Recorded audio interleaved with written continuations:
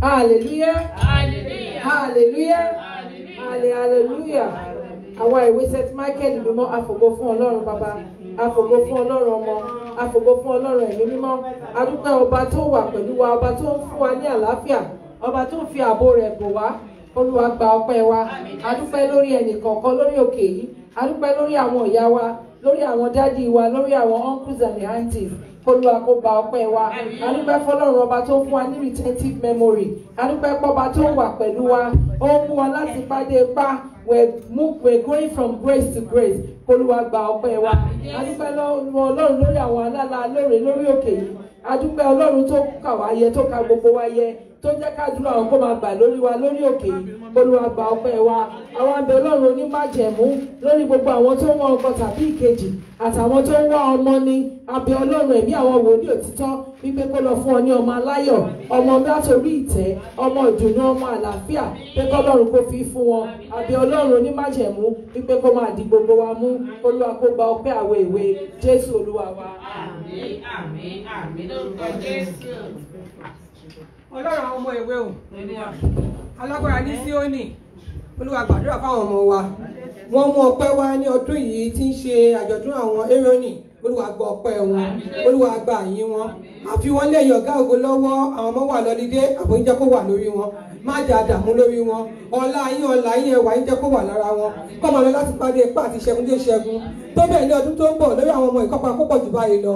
Ògo ni fún ikọ́ lókè ọ̀run. Jésù Kristi Olúwa wa. Àmín, àmín, àmín lórúkọ Jésù.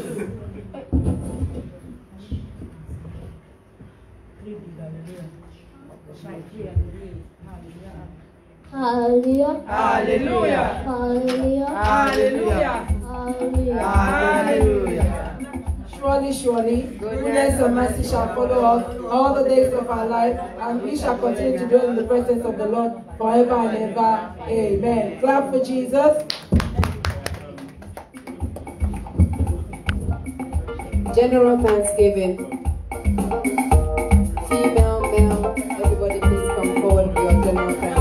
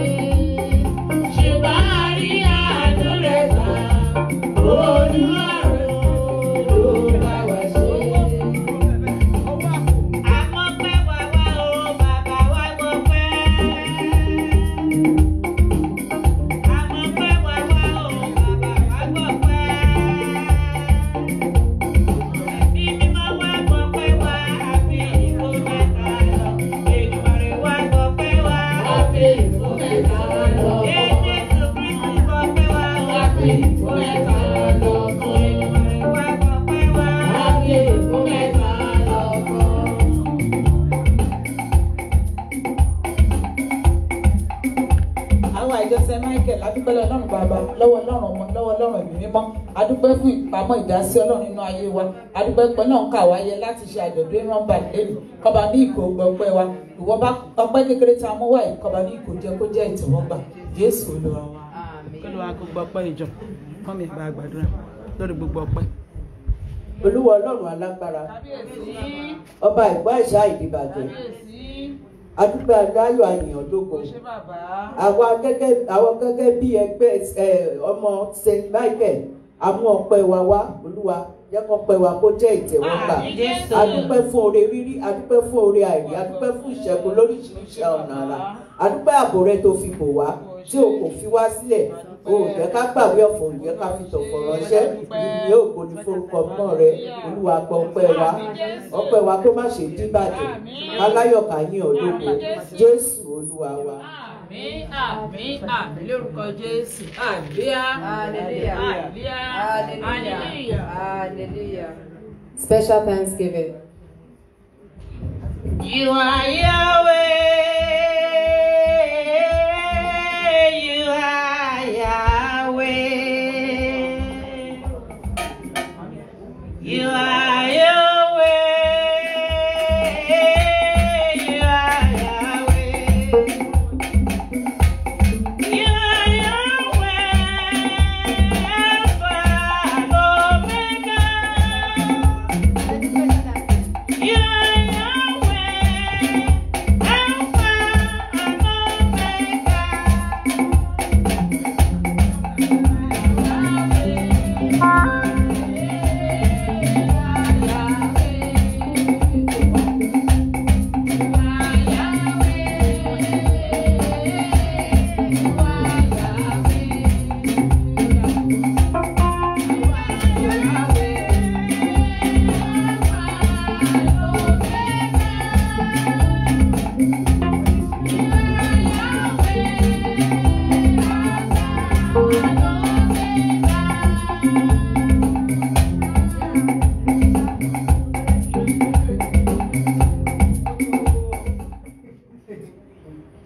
Ògbólúwàgá láti inú ọkàn mi iye rẹ̀ yóò máa wà lẹ́nu títí láéláé. Ní last week Sunday mo jáde ní bí ọlọ́pẹ́ ní ìjọba ní lọ́hùn. Ìpè mo rìn ìrìn àjò kan náà ní last week pé tọ́lọ́ máa lè ṣọ́ mi lọ tó ṣọ́ mi padà tó gba ògo tí mo lè padà wá sínú ìjọ láti wá táwọn èèyàn mi lè rí mi pé màá padà gẹ́gẹ́ bí ọlọ́pẹ́ màá farahàn. Ìjẹ́ ọpẹ́ mi nìyí mo tún wá fi ọpẹ́ ra ọpẹ́ Olúwa kó jọ nínú àánú ẹ̀ kó gbọ́ ọpẹ́ mi ní gbogbo tí mo ti ń wojú ọkàn fún Ọlọ́run kó Olúwa kó báyìí níbi ìpàdé ìlú ọpẹ́ mi kó lọ púpọ̀. Olúwa kó gbọ́ ọpẹ́ yìí síwájú sí. Èmi lẹ́ni àná tọ́ta rógbò ṣubú lulẹ̀ ọ̀rọ̀ Ọlọ́run máa gbé mi ró. Hallelujah, ó ti yege. Mo dúpẹ́ lọ́wọ́ Ọlọ́run bàbá, mo dúpẹ́ lọ́wọ́ Ọlọ́run ọmọ, mo dúpẹ́ lọ́wọ́ Ọlọ́run ẹ̀mí mímọ́. Ọba tó dá mi sí di ọjọ́ òní, kí Ọlọ́run alààyè kó tẹ́wọ́ gba ọpẹ́ mi. Àmín Jésù. Ayérayé Ọlọ́run ìyà àti agbára. Mo ní ohun rere láti máa fi ọpẹ́ fún Ọlọ́run nítorí tí Olúwa tí ó ṣe ohun tí àánú rẹ̀ dúró títí láéláé. Olúwa àwọn ìránṣẹ́ rẹ̀ mú àkànṣe ọpẹ́ wá. Olúwa gba ọpẹ́ wọn. Ohun tó ń dúpẹ́ lé lórí má jò di ìbà. Wọ́n fi ọpẹ́ yìí ra ọpẹ́ agbàdúrà fún ìpadàbọ̀ orí ọ̀fẹ́ ìpadàbọ̀ láti mú ọpẹ́ ńlá tó tún jù báyìí lọ. Gba ọpẹ́ kó gba yìí. Jésù ọpẹ́ náà. Àmín, àmín, àmín lórúkọ Jésù. Aaron Band Thanksgiving.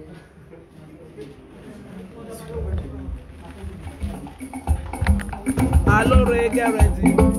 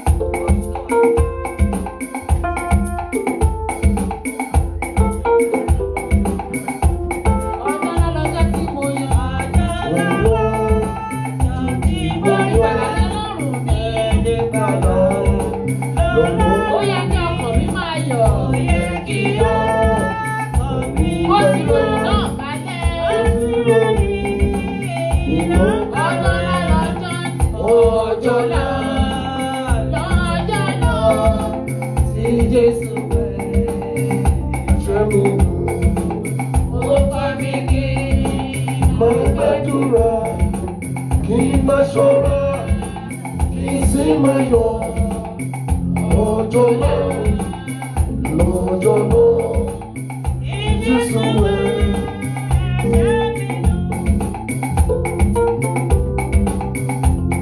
Iṣẹ́ ìgbàlá parí náà. Iṣẹ́ ìgbàlá parí náà. Olúwa mi lónìí. Ojútolú wà ní olópè mi tí mo sì jẹ́. olópè mi tí mo sì Mo fayọ̀ sí jẹ́. pèmí mọ́ náà. Ó fayọ̀ jẹ́ ìpè mi mọ́ Ọjọ́ náà. ọjọ́ náà. Lọ́jọ́ náà tí Jésù wẹ̀ ẹ̀ṣẹ̀ mi nù. Ó kọ́ mi kí máa gbàdúrà, kí máa ṣọ́ra, kí n sì máa yọ̀.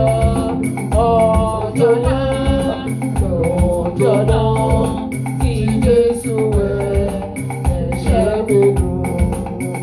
èmi ni màá kọ́kọ́ jẹ́rìí ságbára Olúwa. Èmi ni màá kọ́kọ́ jẹ́rìí ságbára rẹ̀, Olúwa. Èmi ni màá kọ́kọ́ jẹ́rìí ságbára Olúwa. Èmi ni màá kọ́kọ́ jẹ́rìí ságbára rẹ̀, Olúwa. Èmi máa kọ́kọ́ jẹ́rìí ságbára Olúwa sẹ́. Èmi ni màá kọ́kọ́ jẹ́rìí ságbára rẹ̀, Olúwa. Jésù lálágbára gbogbo wáyé ló.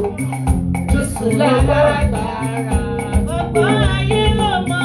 Jésù lálágbára gbogbo wáyé ló mọ̀. Jésù lálágbára, gbogbo ayé ló mọ̀. Ó tẹ́ mi lọ́rùn kí n jó fọ́lọ́run mi. Ògbólógbò kẹ̀ máa jó fọlọ́run mi. Àló tẹ́ mi lọ́rùn kí n jó fọ́lọ́run mi. Ògbólógbò kẹ̀ máa jó fọlọ́run mi. Òkùnkùnlù Òkú kẹ̀kẹ́, òkùnkùnlù. òkú kẹ̀kẹ́. Oya dansa kìyọba, dansa kìyọba, ojoojúmọ́ Lórí rẹ̀ sí máa dáńsà kí ọba. mo ní dansa kìyọba, dansa kìyọba, Ojoojúmọ́ lórí rẹ̀ sí mi dáńsà kí ọba. àwa balẹ̀ ẹ̀rù wá o. Oyin Olúbàdàn, ògo Ọlọ́run ọba mi, ìṣẹ́gun lórí rẹ̀. Jésù, Jésù tó sẹ́ni ìwà dáyọ̀ tó mú bọ́dún jẹ tán. orin nílé tí ẹ lẹ́ṣẹ̀ yìí. Àti ìlera. Ó fún mi léjìjì. Gbèsè ńlá tí mo jẹ. Gbèsè láti mo jẹ. Ó sì rẹ́rìn-ín. Bó ti fún mi, mo sì rẹ̀rí pé máa ṣe gbàgbé mi. Kì í tún ṣe dídì mọ́, ṣùgbọ́n ìrántí mi. Gbogbo ìgbésẹ̀ mi ní. Gbogbo ìgbésẹ̀ Emmanuel san. rẹ̀ Ó fún mi léjìjì. Ó fún mi, ó fún mi lé. Ó san ìgbésẹ̀ náà. ó san igbe, Ó sọ ìgbésẹ̀ Ó ti fún mi, ó sì rẹ́rìn-ín. Ó ti fún mi, ó sì Wípé máa rántí mi. ìgbé máa rántí. Ó pè dìdì náà mọ́. Ó pé títí. Bí gbèsè tilẹ̀ tán.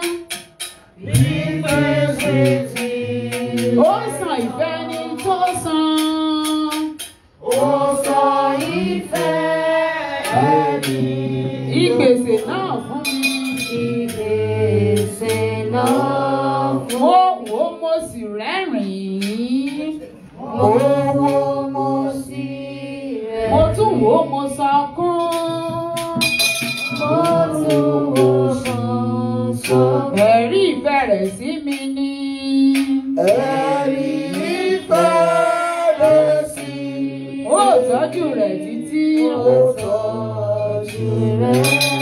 kì í tún ṣe dìdì mọ́. Kì í tún ṣe dìdì ṣùgbọ́n ìrántí ni. Alágbára gíga. Ṣùgbọ́n ìrántí. Ṣé gbogbo ìgbésẹ̀ mi ni?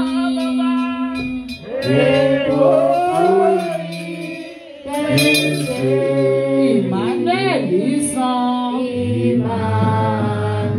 Emmanuel san. Ya Allah na tu firi ya. Tau valedana. Baladama firi jirata Allahumma natu. Kaufadana yama yalla rabba wasafiduni ya le yamma. Oni oya karera ma o. Oya kalagbebu. Alore. Oya karera ma o. Oya kalagbebu. Nítorí wípé narera ma o gbebu ọmọ bọ̀ wálé sẹ́ o. Oya karera ma o. Oya kalagbebu. Tọ́ba jẹ́ bẹ́ẹ̀ ní ìṣìlò ní ìṣìlò ní ìṣìlò ní ìlànà ní ìṣìlò tìjọba ọlọ́run bá dé ká amọ̀nùkáfà bẹ́ẹ̀ bí yakọ̀ hànà kájà láhàláwò kàbámu nùkúfìyàdà àtà káhà hùmùnùkú fìjìrì díà láhàjà kábàwà òkàfà okùn ọ̀run mímọ́ kìlábà háyàlá kàkìrò síkìlábà wà náà tùfìrí àlàùkàmà jàhàláwò nù tùfìrí fìrìfìyà kàhálà dàkàmà àhádà bàbù fìrìfìrì kàhálà tàmà ní tìjáhà fàbàwò yàláwò nù tùfìrí asaupada manu waratu babiribiri ya kaso idini manu kadabatu ni yata Ọlọ́run akéwú ṣọlá ọba tí jẹ́mi ni má ṣe bẹ̀rù ìwé ẹ̀yà Júdà yàgbọ́ yájú ọkùnrin ogun ọba tó lọ kárí gẹ́sẹ̀ ìrábà aláàtú fílífìyà aláàbà tẹ̀jú lẹ́ka káfàmírù fílífìyà dàgà òmùnú aládàmọ́ wá sáálẹ̀ káwọ́bẹ̀ wà náà ọ̀dà jáwọ́ máa sùn. Bídùnì alágbára lá bídùnì yálẹ̀ ìrámà náà yàtọ̀ káfà. Tó bá jẹ́ bẹ́ẹ̀ ẹ̀mí mímọ́ làgbà o. Ẹ̀mí mímọ́ làgbà. Alágbára lá o. Ẹ̀mí mímọ́ làgbà. Ojú bá ti bàbá tó bí lọ. Ayára lọ́nà tùbìrì yálera dámani. Filifili ya dama kasafara matu fituyana alaukabani yama iyalani yama wasafi dunia. Ọba tó dà sí á tí gbogbo aráyé rí Ọlọ́run àwọn alóore ìlà kàmáàní ìyá falafiri ìdúní yọmọnù tá a fà lánà oníṣẹ́ ńlá alágbàwí ẹ̀dá ọba àwọn ọba oníṣẹ́ ńlá. Ọba tó fọ̀bàjẹ́ bàbá òkú ní ìṣẹ́lá alágbàwí ẹ̀dá òkú ní ìṣẹ́lá. Tọ́ba jẹ́ bẹ́ẹ̀ Máíkẹ́lì olórí ogun sọ̀kalẹ̀ sáàrin wa. torí wípé abẹ́rẹ́ ọ̀sẹ́ ọlọ́run àwọn ọlọ́run ọba àwọn ọba ó dáná ẹ ti dé ọ̀ọ́dúnrún.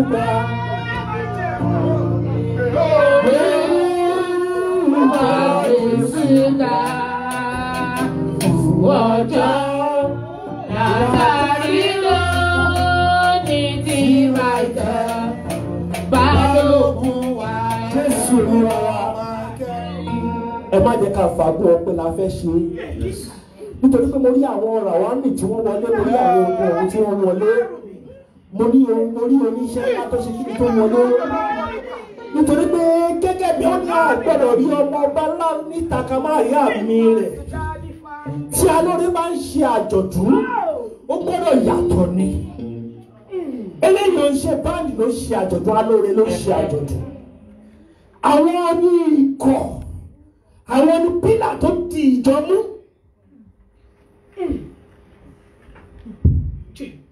Ọba àwọn ọba, oníṣẹ́ ńlá, oníṣẹ́ ńlá, ẹ̀rí ó dọ̀wọ́ rẹ̀. Oníṣẹ́ ńlá, ó dọ̀wọ́ rẹ̀. Oníṣẹ́ ńlá. Ta olórí àwọn ẹlẹ́bìdá. Ọlọ́run ti gba ọpẹ́ wa.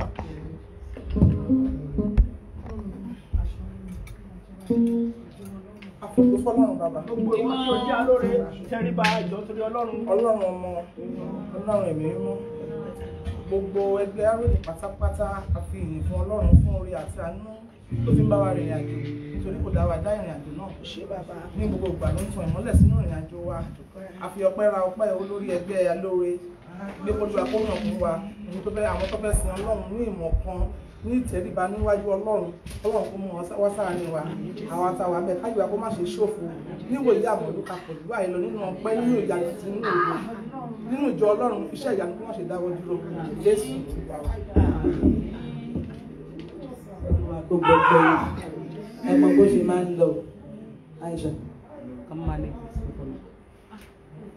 ẹ mọ bó ṣe ń lọ mọ́dà ọmọ òjòwò lọ. Ẹ mọ̀ pé lẹ́yìn owó náà lóko èyí tó jẹ́ ti bàbá gọ́ọ̀dù ó lọ ṣùgbọ́n lẹ́yìn tẹ́ ẹ mú wá lóró gbọ́dọ̀ pé. Let me count it. Bí o bá ti pé bóyá ẹ̀tún sọ di next Sunday torí lẹ́yìn owó náà ni ẹjọ́ pé tó bá ti pé kò sí wàhálà ẹ̀ mọ̀ mọ́dọ̀ òmòjò owó lọ sí àwọn ẹgbẹ́ owó yìí náà ni. Ẹ má jẹ kándù mọ́dà. Èwo ni òní jẹ kándù náà? Bíbélì ní owó ní ìdáhùn sí ohun gbogbo. Abiyamọ àfọ̀dá kò sọ̀rọ̀ ọmọ jẹ́ ìní olórí ẹlẹ́mi wọn. Anyway, mo ti rí píkì ilẹ̀ 50 gbà ṣọ́pù náà kù. Mo jẹ́ ìní ẹ̀. Mọ́dà mo jẹ́ ìní ẹ̀. Bó wá jẹ́ lómi ìrìn lórí ẹlẹ́mi wọn máa wò pé kọ̀m̀sí kọ̀m̀sá. Ọ̀tọ́ ti jẹ́ àwọn tó Mọ́dà tún fi ṣẹ́ẹ̀lì sí. 100. Wọ́n lè kan ẹ̀ mọ́ wọ́n lè wá 200. 500. 400. Irọ́ orí ọ̀fẹ́ àwọn náà mọ ibi tó ń bọ̀. Ṣebí tún ìmọ̀ kà síbẹ̀. 3. 4 lọ kà síbẹ̀. 5. 6. 7, 8, 9, 10. Frying pan. 7. Ọ̀gá ní àmúlò àwọn lórí ẹbí wọn. Ẹ pàtẹ́wọ́ ẹ̀fẹ́ pàtẹ́wọ́ pé ẹ pàtẹ́wọ́ ìwà náà. Ayé àgbọ̀rọ̀ jáde fọ́kọ̀ ẹ̀. Gbìyànjú náà toró pẹ́gbẹ̀rún ẹ máa ń pè mí ò kí ń gba sálárì gbogbo mo kúkú máa ń sọ ìgbà bí mò ń gba sálárì mi ò dẹ̀ kí ń gbàdá mẹ́wàá bí mò ń gbàdá mẹ́wàá adáko mi ò ń gba sálárì mi ò ń gbàdá mẹ́wàá ṣùgbọ́n mo máa ń gbowó àpò so ẹ ṣòwò àpò ìtọ́rẹ àánú wo ni lórí ìdájọ́ àìsìn rẹ́ǹtì ló ń bá lọ ó yá ẹ ríra yín ẹ mówó àpò wà Oya gbé pọ́ọ̀tù jáde. Adó ọ̀dẹ̀ má dá fún wa láti ṣe. Ẹ mo gba náírà bíi 3 million naira. Bíi 3 million. Àkáǹtì mi wà bíi transfer máa rí kíákíá. Oya.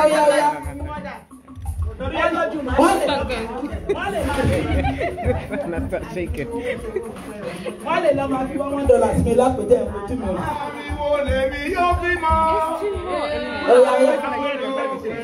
Àpò yẹn fẹ́ wà mí fẹ́ kó tà mọ́lẹ̀.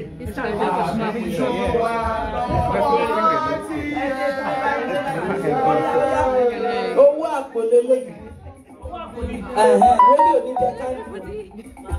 Oya ọ̀tí ẹ̀ máa ń mú bọ́ọ̀sì mọ́.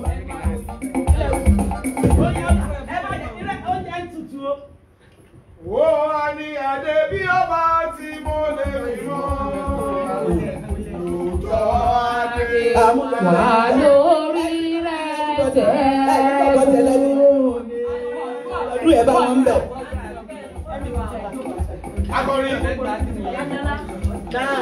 Akọrin bí mo. Ó jẹ́ máa ṣe ògbọ́n náà ló gbọ́ kó lè ṣe jù bẹ́ẹ̀ lọ. Ẹkún wa dópin wọ́n sí mi. Títáyé. Tẹ́lá ìfẹ́ sí mi next year máa wá bẹ́ẹ̀ tẹ̀ pé nǹkan máa wá next year. Àjọ̀dún ìdùn ẹjọ́ ẹbí ọjọ́ ẹbí o. Ẹ náìtì wà bẹ́ẹ̀ kúkú jẹ́ kó pé ẹ pajú ẹ̀ dé gbogbo ẹ fi tẹ́lẹ̀ kún kó pọ́n lórí ẹ̀ lówó àpò. Ẹ ṣe ojú òní tì í ọmọ akẹ́yìn. Yàrá lẹ́yìn mo ti sọ ẹ kúkú mọ̀ pé mọ́dà ò fake owó àpò lélẹ̀. Ìtọ́ ẹ̀kọ́ wa yẹn church ló máa fi san rẹ́ǹtì. Sẹ́ẹ̀tì àgbà London Borough of Buckingham Dagenham àgbà landlord àgbà. Ó wí ilé ọmọ yìí mọ́ síbi tí ìkà tí bá kà mú mà ìgbà tó bá gbóni ìdá mẹ́wàá lọ́sẹ̀ tó ń bọ̀ máa mú wá. Ó mọ̀ ẹ́ pé mi ò kí ń jẹ ẹjọ́ ìgbà tẹ́lẹ̀ complex mi pẹ̀lú £50 kí ni mo ṣe? Bó bá fún mi £10 mo máa san ìdá mẹ́wàá torí owó ọmọ ilé tí ó ní ìdá mẹ́wàá nínú ìdá mẹ́wàá ṣùgbọ́n mi ò kí ń gbà ìdá mẹ́wàá ní ṣọ́ọ̀ṣì mi ò dẹ̀ kí ń gba sálárì ṣùgbọ́n mo ń gbowó àpò. Ó lè di Paris kí ní ẹ wá o mọ́dà yóò ní nǹkan tó máa lò ń wí kì í ó yẹ dájọ́ ṣùgbọ́n ẹ̀dẹ̀ ń ṣe ẹ mọ́ pé wá. Mo ní Ọlọ́run lógo ní orí òkè yìí mo sọ̀rọ̀ àṣẹ jáde. In the book of Samuel ó pe àwọn kan ní mighty men of David. Ohun tó ṣe pé wọ́n ní mighty men of David tó fi kọ orúkọ wọn sílẹ̀ ni wípé lóòótọ́ Ọlọ́run yan Dáfídì ní wòlíì o ṣùgbọ́n Sọ́ọ̀lù jẹ́ kó ní ìfọ̀kànbalẹ̀ lórí àléfà. Àwọn mighty men of David yà kọ orúkọ wọn sílẹ̀ káwọn tó ń bọ̀ lẹ́yìn bá lè mọ orú ohun tẹ́nìyàn lè ṣe tó lè fi rí orí ọ̀fẹ́ àti ìkọsílẹ̀ nínú ìwé ìyè fún òun. A pè wọ́n ní mighty men of David nítorí àwọn ènìyàn wọ̀nyí wọ́n dúró fún Dáfídì wọ́n jẹ́ kó ní ìfọ̀kànbalẹ̀ lórí àléfà. And after that àwọn ló jẹ́ kó rí ìjọba ẹ̀ kó rí lò. Ó di ẹsẹ̀ kan nínú Samuel yẹn ta ló bá mi rí 2 Samuel 24. Dáfídì bá ní ó ní kí ilé rẹ̀ nìkan kó lè lọ bomi wá nínú kànga Abraham kémi kó mu. Kànga yẹn dẹ̀ wá níbi tí ogun ti ń gbóná girigiri níbi táwọn ènìyàn ti mú dà wá ṣùgbọ́n wọ́n jẹ́ kó lè dúró lórí àléfà wọ́n risk life wọn àná àtẹ̀lá have. Àwọn mẹ́ta lọ wọ́n lọ bu omi kànga yẹn wá nínú wọn farapa ṣùgbọ́n nígbà tó kù dé Dáfídì ní tàdémé láti mú omi yìí tẹ risk life yìí lọ fún. Ó fẹ́ wò pé ṣáwọn ènìyàn yìí á dúró ni. That's why they were called mighty men of David. Nítorí wọ́n dúró pé àníṣe níbikíbi tó o bá dúró sí àwa á dúró níbikíbi tó o bá dúró sí àwa á fèsì gbogbo ohun tó need. Ẹ̀yin náà fèsì gbogbo ohun tí mo need láti san rent àgọ́ yìí láti lè make sure pé a wà ní àlàáfíà bá tiẹ̀ ju pínísì yìí lọ rent wa akápẹ́ lóní rent wa lóṣù. 1,550. Kò dẹ̀ tí ì mọ portals kò tí ì mówó ná kò tí ì mọ other expenses ṣùgbọ́n ẹ̀yin wọ̀nyí bá tiẹ̀ ìlú Benin bí mo ṣe máa ń sọ bá a ti kéré mọ tó yìí Ọlọ́run ń sọ tá a jẹ gbèsè àdẹ̀ torí ẹ̀ lé ẹnì kankan pé ẹ wá ẹ mówó wá o bíyàn wá ṣọ́ọ̀ṣì oṣù mẹ́fà ní amówó wá bó bá yọjú bí òwú ọjọ́ náà kò yọ ṣùgbọ́n síbẹ̀síbẹ̀ ẹ jẹ́ kó bàjẹ́ ṣẹ́ni kankan rí 2 Samuel 20:24. We need to know what we're talking about and why we are praying. torí a fẹ́ wọnú ọ̀rọ̀ bá ọ̀rọ̀ sọ̀rọ̀.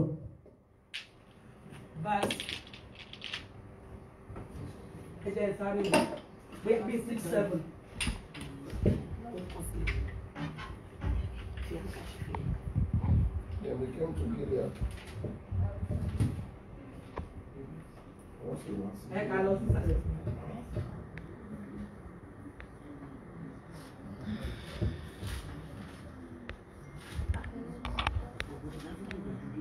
Bẹ́ẹ̀ ni o.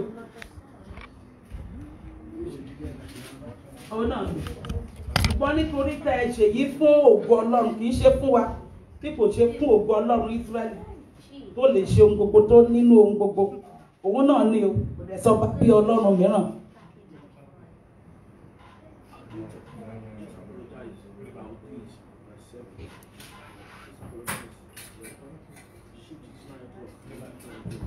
Sorry, sir, 23. Don't worry.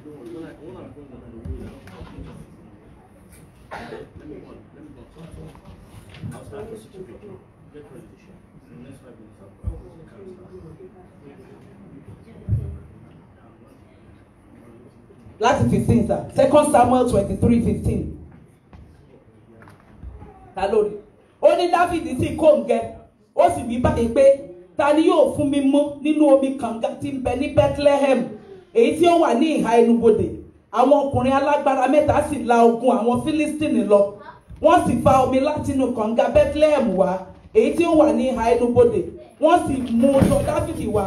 Òun kò sì fẹ́ mú nínú rẹ̀ ṣùgbọ́n ó tú sílẹ̀ fún Ọlọ́run. Òun sì wí pé kí a má rí Olúwa tí èmi ó fi ṣe èyí ní ẹ̀jẹ̀ àwọn ọkùnrin tí ó lọ tí wọ́n ti ẹ̀mí wọn ní ọwọ́. Nítorí náà òun kò sì fẹ́ mú nǹkan wọ̀nyí ní àwọn ọkùnrin alágbára mẹ́ta yìí ṣe. Abisai aṣọ ní mẹ́ta ṣùgbọ́n tó bá ka sókè ó ní the mighty men of warrior mẹ́sàn-án ni wọ́n.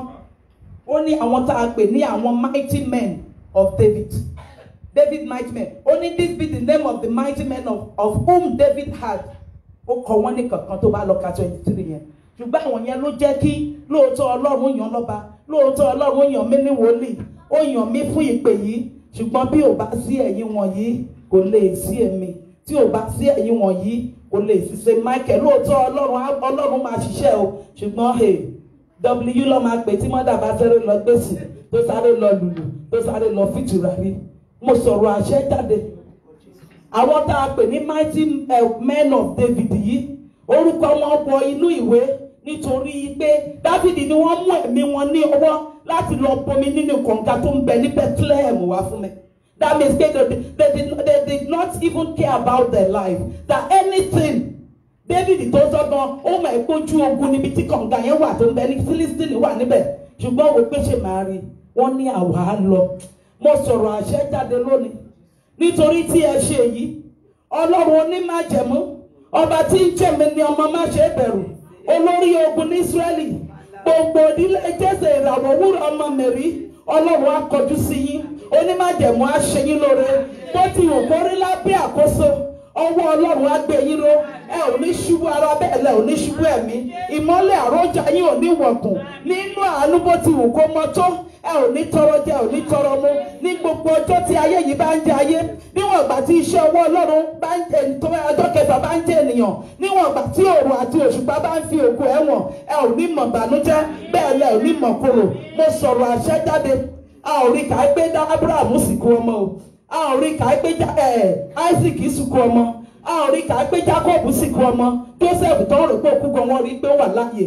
Àwọn mẹ́tẹ̀ẹ̀ta yẹn ojú wọn ò rí bí Ọlọ́run Abraham, Ọlọ́run Isaac, Ọlọ́run Jacob tí ń ṣọlọ́run orí òkè ìjọsìn Michael ti Kristi yìí á ṣùdìbò yìí ẹ ò ní fọwọ́ yín gbọ́dọ̀ sí. Mo sọ̀rọ̀ àṣẹ jáde. Bíbélì ní ẹni tó bá ń bá yín jà ó lẹ́wẹ̀ yìí ó lẹ́ ò ní rí wọn mọ́. Ó ní they will be like nothing ló pè fún mi. Ó lóun á wá dìde ìgbéníjà ó ní irú ọkàn bẹ́ẹ̀ ó ní wọ́n á jẹ ẹran ara wọn ó ní wọ́n á mu ẹ̀jẹ̀ ara wọn á dùn lẹ́nu wọn bí ọtí wáìnì. Bẹ́ẹ̀ ni gbogbo ọ̀tá ìrere yín bẹ́ẹ̀ ló máa rí fún wọn. Mo sọ̀rọ̀ àṣẹjáde ipe ẹ ò ní mọ̀ bànújẹ́ ẹ ò ní mọ̀ korò kọ̀ǹga ayọ̀ yín ò ní gbẹ orísun ayọ̀ yín ò ní gbẹ ọwọ́ àtìlẹ́yìn Ọlọ́run tí ń gbé níró tí ń gbé múlámùrè tẹ́nikẹ́ni ò lè mú kúrò Ọlọ́run á fi gbé yín ró. Mo sọ̀rọ̀ àṣẹjáde Bíbélì ní ọ̀pá aládé òní ti ọwọ́ Júdà jáde títí tó lófin máa fi dé. Olófin that he says only the scepter will not depart from the hand of Judah until Shiloh come. Shiloh means Shiloh and Shiloh means rest. But prophetically, Shiloh means Christ. Ọ̀pá aládé òní ti bẹ̀ jáde. Ṣùgbọ́n mo pe onímájẹ̀mú torí at one stage ọ̀pá aládé tọwọ́ Judah kúrò. Ó kúrò lọ́wọ́ Judah. Ó fi dóògùn fún Támà. Nígbà tí Támà ní mọ́ pa àtòrùkẹ́ ẹlẹ́ fún mi. Ṣùgbọ́n nígbà tó dórí Dáfídì, Ọlọ́run ṣe restoration. A dá ọ̀pá aládé yìí padà. Tá a bá rí ohun ayọ̀ kan. Èyí tó lè ti sọnù àbí tọ́ta lè ti dẹ́gbọ̀n àbí tí wọ́n lè ti gbà lórí ọkọ lórí ọmọ lórí àdáwọlé lórí ìrìnàjò. Ọlọ́run má jẹ̀mú ọba tí ń pa bí àti sọ bí dire lẹ́ọ̀nà ìyanu Ọlọ́run á dá padà. Àmín Jésù. Rúùtù kan ti wò pé kò sí problem. Bí ìyá ọkọ mi bá tiẹ̀ bímọ ní ìsín kò lè dàgbà débi tí máa fẹ́. Ṣùgbọ́n wípé Ọlọ́run rẹ yóò máa jẹ́ Ọlọ́run mi. Religion Rúùtù kì í ṣe same one pẹ̀lú Naomi o. But nítorí pé ó fọkàn tí pé ibi tó bá wọ̀ ni máa wọ̀. Ó ní àwọn ènìyàn rẹ yóò máa jẹ́ ènìyàn mi. Rúùtù forí tì. Níbẹ̀ láti ṣí Bóásì lójú fún Rúùtù. Ó ní ta ọlọ́mọbìnrin Naomi ni. Wọ́n ló máa ń ṣe remnant. Ó ní ẹ máa mọ̀ọ́mọ̀ dá ọkà tó dára sílẹ̀ fún. Mo sọ̀rọ̀ àṣẹ jáde. On Anna and unmerited favor will locate you. Amen. Níbi tí ẹ̀rọ kan rẹ̀ sí Ọlọ́run agbèrè dìde. Níbi tí ẹ̀rọ kan rẹ̀ sí Ọlọ́run agbèrè dìde. Mo gbàdúrà ní wákàtí ọ̀wọ̀ yìí. Ruth gan ọ̀rẹ́ pé òun sì lè gbé ìyàwó nídìílé Naomi. Ṣùgbọ́n Ọlọ́run ṣe ìyanu. Níbẹ̀ ni gbogbo ìdílé Jésè ti dìde. Ní cross doctor tẹ́ bá wà tẹ́ rẹ̀ pé kò sí ọ̀nà. Ọwọ́ agbára tó ń fagi Kédárì la. Kédárì tó ń fa tó sì ń lànà tó fi gbódú díwọ̀n. Ọlọ́run á gbé ìrànlọ́wọ́ dìde. Á gbé àtìlẹ́yìn dìde. Àmín Jésù. Bọ́lọ́run ó bá kọ́lé fẹ́niyàn kò ní ìsọ̀kalẹ̀ mọ́ búlọ̀kì. Èèyàn náà ló máa rán. Mo sọ̀rọ̀ àṣẹ jáde. Psalm 1:8-7. Olólùwà ń bẹ fún mi pẹ̀lú àwọn tó ràn mí lọ́wọ́. Mo sọ̀rọ̀ àṣẹ jáde gbogbo ọkàn tó máa gbé yín lọ́wọ́ sókè. Ó ní má jẹ̀mọ́ arán wọn wá. Ẹ ò ní làkàkà. Sweatless prosperity. Ọlọ́run á yàn dẹ̀. Àmín Jésù. Troubleless prosperity. Ọlọ́run á fi gbé dúró. Àmín Jésù. Labourless prosperity. Ọlọ́run á yàn dẹ̀ fún mi. Apostle Paul lórí ohun táwọn èèyàn ti tó dùn wọn nínú. Ó dẹ̀ gbàgbọ́ pé Ọlọ́run òun lè ṣe. Ó ní my God will supply all your needs according to his riches and glory. Èmi náà dúró gẹ́gẹ́ bí ikọ̀ àti ìríjú Ọlọ́run. Ìpè Ọlọ́run á sọ the Lord will supply your needs according to his riches and glory. Ọba tó finú ẹja ṣe báǹkì kí wá ní ò lè ṣe lórí ọkọ ẹ̀ ò ní dààmú lórí ara yẹ̀ ò ní dààmú lórí ọmọ ẹ̀ ò ní dààmú. Tó tayọ gbá àti ìmọ̀ ènìyàn Ọlọ́run á yọ̀ǹda fún onílé bẹ́ẹ̀ ni kò ní ṣòro bó ti kórí lábẹ́ àkóso ẹ gbogbo ẹ̀bí àdúrà yín nígbà tó láwọn ènìyàn sunkún pé this scroll ta ló máa ṣe Revelation 5 ó ní wọ́n sọkún ohun jáde pé má sọkún mọ́. Ó ní ọ̀dọ́ àgùntàn tó ń bẹ lórí ìtẹ́ ó ló ti ṣẹ́gun ayé àti ti ọ̀run ó ló máa ṣí scroll náà ó ṣí ó ní mo ní fìtílà méje ó ní tó dúró fún ẹ̀mí méje ti Ọlọ́run mo gbàdúrà ẹ̀mí tó tayọ bá àti ìmọ̀ ènìyàn Ọlọ́run á yọ̀ǹda fún. Àmín Jésù. Apostle Paul ní gbogbo ẹ̀mí lóhùn mi ó ní ṣùgbọ́n ẹ̀mí tó wù mí jù ní ẹ̀mí ìmọ̀ ẹ̀mí yàtọ̀ discerning spirit and spirit of excellency the Lord will release unto you. Bó ti wá wù kó ní lábẹ́ àkóso ẹ ò ní tọrọ jẹ ẹ ò ní tọrọ mu ẹ ò ní dìde fẹ́gbẹ́ yín jókòó ẹ ò ní káwọ́ bí sẹ́yìn fẹ́gbẹ́ yín sọ̀rọ̀ ibi fẹ́gbẹ́ yín ti ń ná owó ẹ̀ ní fàájòṣe ẹ ò ní ná ojú níbẹ̀ ọwọ́ agbára Ọlọ́run á gbé yín lọ á ṣe yín lóògùn àṣepé Olólùwà ń bẹ fún mi kí ni ènìyàn lè ṣe Ọlọ́run ní ìmọ́lẹ̀ àti ìgbàlà mi Ọlọ́run á jẹ́ bẹ́ẹ̀ fún mi. Sọ́sọ́ Ọlọ́run ní ìrànlọ́wọ́ ìrànlọ́wọ́ ní ìgbàgbọ́jú ní gbogbo ọ̀nà báyìí Ọlọ́run á máa gbọ́ sí i máa parí kíkọ́ ilé Ọlọ́run mo sì ń súre pé tí àwọn ènìyàn yìí bá wá sílé Ọlọ́run onítọ́ bá gbàdúrà Olúwa máa gbọ́ onítọ́ bá wà nínú ilé wọn onítọ́ bá gbàdúrà máa gbọ́ onítọ́ bá wà nírìn àjò tó bá rántí àgọ́ Ọlọ́run tó bá gbàdúrà Olúwa máa gbọ́ onítọ́ bá tilẹ̀ dẹ́ṣẹ̀ onítọ́ bá rántí àgọ́ Ọlọ́run tó bá ti gbàdúrà Olúwa máa gbọ́ mo sọ̀rọ̀ àṣẹ jáde ìpè bẹ́ẹ̀ tí ń sìn lórí òkè yìí ẹ bá wà nírìn àjò nílé lóko ni tóun kan bá ń tọ́ọ̀bù tẹ́ bá pé Ọlọ́run orí òkè yìí Ọlọ́run á gbọ́ ajá yìí lọ́nà àrà lọ́nà yanu á ṣe gbogbo wọn yọ̀tá kó wọnú ọdún yìí ìkọ̀kọ̀ ní yọ sọnù mo sọ̀rọ̀ àṣẹ jáde orí ọ̀fẹ́ ìpadàbọ̀ lọ́dún tó ń bọ̀ láyé gbígbòrò tó jù báyìí lọ nínú àrà ayọ̀ tó tún jù báyìí lọ nínú ọlá tó jù báyìí lọ onímọ̀jẹ̀mọ́ àfi fún mi mo sọ̀rọ̀ àṣẹ jáde àlàáfíà tó tayọ ìmọ̀ ènìyàn ẹ̀mí gígùn bí ọjọ́ orí omi torí bíbélì ò sọ ìgbà tá a dá omi ó kàn ní ìmọ́lẹ̀ lówùúrọ̀ láṣálẹ́ ọjọ́ kìíní ṣùgbọ́n kó tó bẹ̀rẹ̀ sí ni máa ní ọjọ́ kìíní ọjọ́ kejì ọjọ́ kẹta ó ti fọhùn síwájú ẹ̀ ohùn yẹn ni wípé ẹ̀mí Ọlọ́run ń rà bàbà lórí omi a ò fi ọjọ́ sí ẹ̀mí gígùn bí ọjọ́ orí omi tó tayọ ọgbọ́n àti ìmọ̀ ènìyàn nínú àlàáfíà nínú ìfọkànbalẹ̀ nínú ọrọ̀ Ọlọ́run ìyọ̀ǹda fún ẹ ò ní fọwọ́ pọ̀ sí ojú òní tìyín ẹ ò ní gbénú ọrọ̀ ìṣẹ́pìtàn ọrọ̀ ayérayé Ọlọ́run á fún ẹ̀mí bẹ́ẹ̀ ni yóò sì ṣe bí wọ́n bá fa barabalẹ̀ gbé ohun Olúwa Ọlọ́run rẹ òun náà ní láti máa wá àlàáfíà orí òkè yẹn orí òkè náà lẹ́dẹ̀ wá àlàáfíà yìí ìbùkún ní fún yín ní ilé ìbùkún ní fún yín ní oko ẹ máa lẹ́kẹ̀ṣà ẹ máa jẹ orí ẹ̀yìn yóò jẹ́ ìlú àwọn ìbákasí ayé rẹ̀ kò ní rẹ̀ yìí ṣàdúrà the Lord will bless you and continue to bless you until you become a blessing to nation so shall it be orílẹ̀ kò yí padà Jésù agbára wa àṣẹ rẹ̀ Ọlọ́run bàbá ọmọ àti ẹ̀mí àṣẹ Jésù Olúwa wa. Àmín àmín àmín lórúkọ Jésù. Ayé nínú àwọn. Mo bẹ̀bẹ̀ fún òróró ìkunra iyebíye. Bí irin bá dóòbù bàbá bòróró ti máa ń mú ẹwà rẹ̀ jáde ni. Ẹwà ayé orí tọ́lọ́run fi yín ṣe. Ẹ ò ní dìrù, ẹ ò ní dẹni ẹ̀yìn. Mo gbàdúrà ẹ̀mí mọ́ Ọlọ́run ò ní dágbére. Ọgbọ́n nínú ọgbọ́n, ìmọ̀ nínú ìmọ̀, òye nínú òye.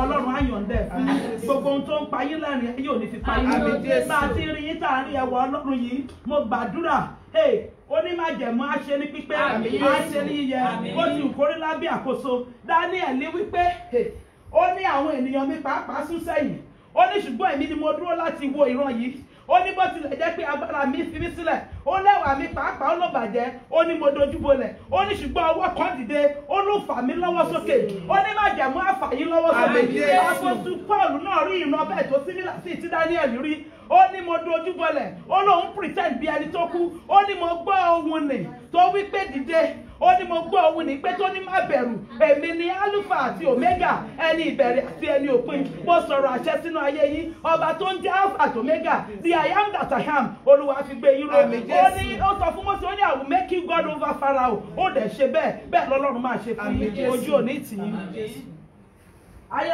Ọlọ́run ẹ̀mí àwọn wòlíì ẹ̀rí ajagun ṣẹ́gun láì fi ìbọn ṣe onímájẹ̀mú kó gbé yín lọ ẹ ò ní mọ̀ bànújẹ́ ẹ ò ní mọ̀ kóró bẹ́ẹ̀ tí ń ṣiṣẹ́ lórí òkè yìí iṣẹ́ yìí ò ní ìṣẹ́ Ọlọ́run aṣọ gbogbo ní pípé àṣẹ ní yíyẹ àánú tó tayọ ọgbọ́n àti ìmọ̀ ènìyàn Ọlọ́run á fi gbé yín lọ nígbà tí ágá yìí rò wípé báwo ni mo ṣe fẹ́ ṣe Olúwa ni mi mo sọ̀rọ̀ àṣẹ jáde Ọlọ́run á fojú wọlé láti kì í mọ́ wá á ṣí ojú rẹ̀ amọ̀lẹ̀ sí ìgbà á bá yí pàdé lọ́nà ìyanu yóò ṣùgbọ́n àṣẹ pé Jésù agbára wa Olúwa kó bùkún yín nínú ara kó sì bùkún yín nínú ẹ̀mí ẹ ò ní mọ̀ bànújẹ́ àdúgbò àbọ̀ Ọlọ́run kó dájú lórí agbára ẹ̀mí mọ́kọ́ má ṣe fi fún sílẹ̀ ológun àtọ́lá jùlọ kó kọjú sí yín ó ṣe yín lógun àṣẹ pé ó ti kórí lábẹ́ àkóso ẹ ò ní tọrọ jẹ ẹ ò ní mọ̀ bànújẹ́ ní mọ̀ kóró àbọ̀ Ọlọ́run á dájú the Lord will bless you in abundance it shall be well with you onímájẹ̀mú á kọjú sí yín á ṣe yín lóore ẹ ò ní mọ̀ bànújẹ́ ẹ ò ní mọ̀ kóró ògo Ọlọ́run á dájú nínú àánú nínú ìṣelógo Ọlọ́run á dáwọ́ lé yín onílé bẹ́ẹ̀ oníṣòro onímájẹ̀mú Jésù agbára wa. Ọba mímọ́ aláṣẹ ọ̀run Ọlọ́run kérúbù Ọlọ́run séráfù Ọlọ́run àkútẹ́ ìbàjẹ́ǹkọ àgbáyé o gbọ́ bí àwa ti ṣe sọ yìí orúkọ Jésù àṣẹ ọ̀run kó gùn bẹ́ Ọlọ́run àṣẹ tó fi ní kó òrùn kó jọba ọ̀sán kó ṣùpá kó jọba òru jẹ́ kó sọ̀kalẹ̀ sórí ẹ̀dà tàdúrà yìí àti ṣètò ọdún yìí ọdún tó ń bọ̀ wá ṣe lè wọ̀ wá Ọlọ́run àníkú owó àníkú ọmọ àníkú ọmọ ilé tuntun mọ́tò tuntun ìlú èlú ìfọ̀kànbalẹ̀ àjíǹde ara kó níbẹ̀ kó ṣe bẹ́ẹ̀ Jésù agbára wa àmín àmín àmín lórúkọ Jésù. Hallelujah. Hallelujah. Hallelujah. Hallelujah. Hallelujah. Hallelujah. Hallelujah.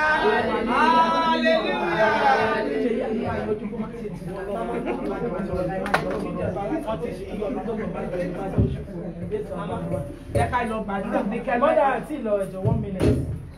Yeah, you just 5 minutes of indulgence. Yeah.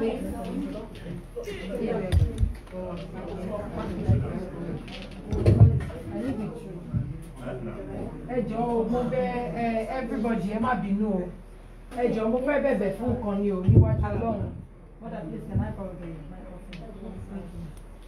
Hallelujah. Hallelujah. Hallelujah. Please, I have a vision for the past 2-3 years. And the vision is, it's been something that is troubling my mind. That I would like to also acquire a bus for a church van for the church. And I thought about it and I felt it's something that I really want to talk about today, and I want people to help this ministry with me. And whatever anyone can give to me, I will appreciate it. No matter how small, Tesco says every little helps. Please, I don't mind. I will take this tray round. Any amount of money, I'm not putting. If you give me 1 million, I will accept. I don't want to start from small money. I like big money. So please, my daughter Aisha, I'm here to collect money. Any amount you can give me, I don't mind. Hold your money, we collect more. Thank you, sir. I appreciate all this. Thank you.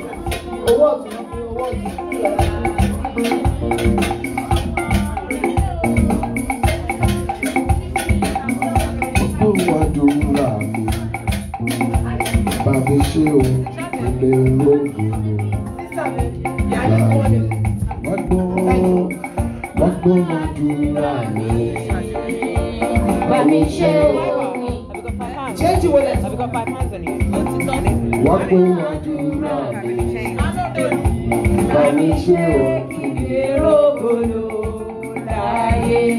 What do I do now?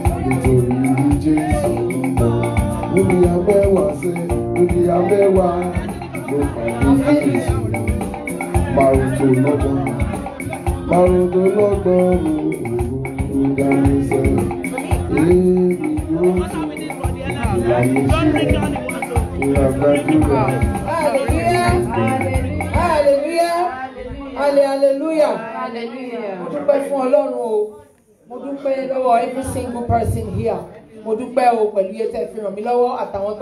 Account details. Thank you so much, Ijebuni mi o Ijebuni Mahami. I won't forget such thing. I'll send bank details. So, Modupe Fọlọ́run Alààyè. Mo wá bẹ̀ ọ́n dàbí ìṣẹ̀bá mi praise òwe. Alágbára ní Síónì, Ọlọ́run ayérayé nínú ayérayé, ìrànlọ́wọ́ aláìlẹ́nìkan, gbogbo àpótí owó ìsíjáde, Olúwa fi ọ̀pọ̀lọpọ̀ rọ́pò níbẹ̀. Wọ́n ti bá ọ ṣòwò, olórí ogun ní Ísírẹ́lì, má jọ ń ṣòwò ṣọ́ọ̀tì, lọ́nà àrà lọ́nà yanu, Olúwa lànà ayọ̀, gbé ìrànlọ́wọ́ dìde, sọ́dí ẹgbẹ̀rún fún ọ lọ́wọ́, má jẹ ìtókù lọ́wọ́ wọn, má jọ ń lówó ẹjọ́, má jẹ ń lówó dààmú, má jọ bí wọ́n Jésù. No, I will not. I know about Please, I have another surprise for mother. Okay, mother, this is big money. This is big money. Please, I will implore every single person to give me this indulgence for 2-3 minutes, please. I would like to blindfold mother for 2 minutes. She's a mother of surprise. I bought her ticket to go to, I don't want to say, to go around the world. Thank you. So she's going around the world, and I've told them to make it as a big placard for her. So I want her to go out and see the placard. So I want her to see the placard. I want her to enjoy the fruit of her labor. been a fantastic mother. So I want her to go to the world cheap, but I don't want to mention the countries that she's going to go. So,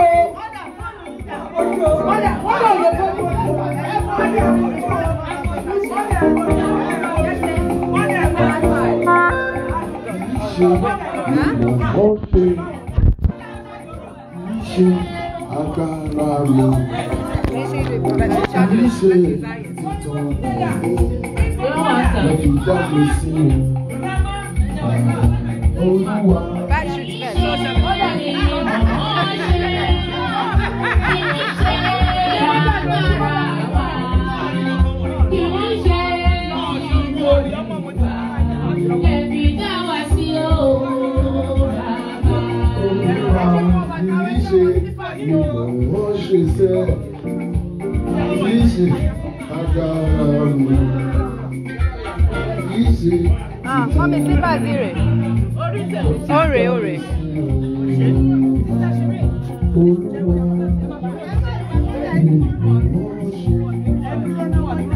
Oni, mommy, yesterday. Ẹ jẹ́ ká wá bọ́ síwájú torí live. Sorry ma'am. Ẹ má jẹ́ kí mọ́dà ṣubú o. All right. Ẹ má tẹ̀lé ẹ má gbọ́dọ̀ o. Ṣé àwọn pírípà yóò ti bá ń gbé gbogbo jẹ́ẹ̀kì náà dé? Ó ti tẹ kí ẹ rọra mà. Ẹ má wọlé ń bí o. Ẹ má wọlé.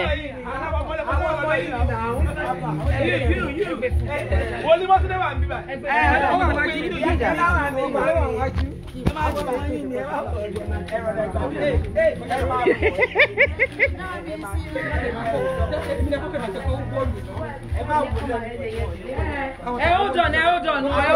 on.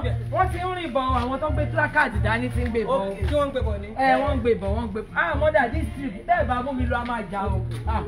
This trip, honestly, Dubai and 5,000. Dubai gbogbo wa la jọ tẹ̀lé yín lọ mọ́dà. Wọ́n rí nǹkan tẹ̀ ń ṣe. Wọ́n rí nǹkan kan. Wọ́n bá tiẹ̀ rí wọn lè rí iwájú. Rí iwájú ẹ̀gbẹ̀gbẹ́ ló ń wò. Ta ló sọ pé ó rí nǹkan tá à ń ṣe? Ó dà pọ̀ wà nù ẹ̀ ọ̀tí ìtura. Deji, tell them to bring it now. Deji ni. Deji ló lọ bá mi gbà mọ́tò yẹn ló block wọn.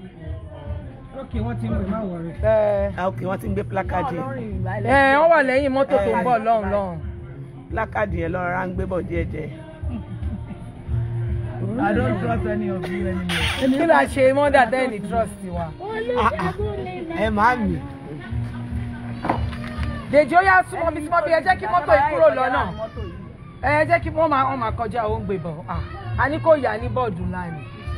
Wọ́n ti mọ ohun kú ti ń bọ̀. Okay.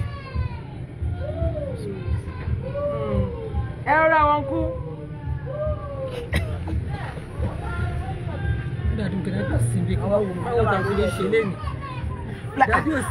Alẹ́ mọ gàdàgbà ni ìyá tó bá ń tọ́jú ọmọ. My heart is beating too much. I don't like surprises. I don't do surprises.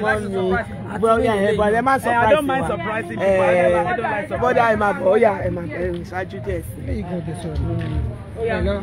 Ọkọ yẹ bá wa gbé. Ó yà ti dúró, ó ti dà. Ṣé ká ṣe jù? Mọ́dà, àwa kékeré ọmọ yín báyìí. Tí Olúwa ṣe lógo, tí Olúwa ṣe lọ́lá. Tó wá ṣe yín náà lógo, tó ṣe yín lọ́lá.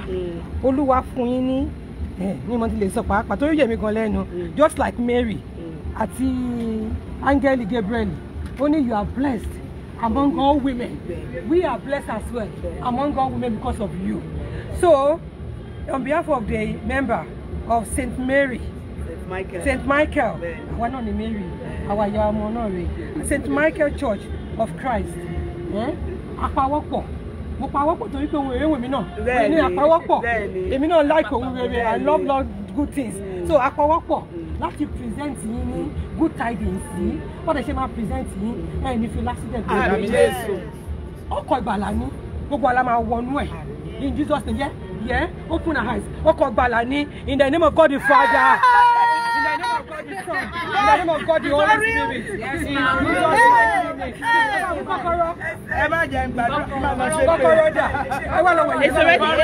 it's already in there. Let her come to the back. No, come to the back. No, Emma Bolenyi. Let her come to the back. Emma Bolenyi. Oh, Emma Tiẹ̀. Àwọn ìlànà ọkọ̀ Emma Bolenyi. St. Michael Church of Christ. Amen. Amen. Amen. Amen. Amen.